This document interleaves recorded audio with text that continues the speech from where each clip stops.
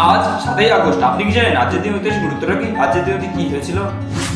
যে দিনে 1702 খ্রিস্টাব্দে মোহাম্মদ শাহ জন্মগ্রহণ করেন। তিনি ছিলেন একজন মুঘল সম্রাট। তিনি 1719 থেকে 1748 সাল পর্যন্ত রাজত্ব করেছিলেন। যে দিনে 1868 খ্রিস্টাব্দে প্রমোদ চৌধুরী বা প্রমোদনাথ চৌধুরী জন্মগ্রহণ করেন। তিনি ছিলেন একজন বিখ্যাত বাংলা সাহিত্যিক।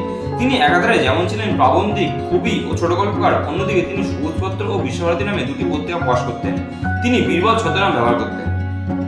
যেদিনে 1871 খ্রিস্টাব্দে অবনীন্দ্রনাথ ঠাকুর জন্মগ্রহণ করেন। তিনি ছিলেন একজন বিখ্যাত ভারতীয় বাঙালি চিত্রশিল্পী এবং প্রাবন্ধিক। তিনি কলকাতা জোড়াসাঁকো ঠাকুরবাড়ির একজন সদস্য ছিলেন। তার আঁকা বিখ্যাত চিত্রগুলির মধ্যে ভারত মাতা চিত্রটি সবথেকে খ্যাতি অর্জন করেছিল। যেদিনে 1925 খ্রিস্টাব্দে ডক্টর এম.এস. স্বামীনাথন জন্মগ্রহণ করেন। তিনি ছিলেন একজন বিখ্যাত ভারতীয় কৃষি বিজ্ঞানী।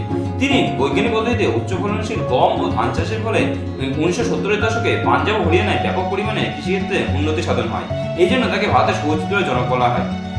যেদিন 1966 খ্রিস্টাব্দে জিমি ওয়েলস জন্মগ্রহণ করেন। তিনি হলেন একজন মার্কিন ব্যবসায়ী এবং উইকিপিডিয়ার সহ প্রতিষ্ঠাতা।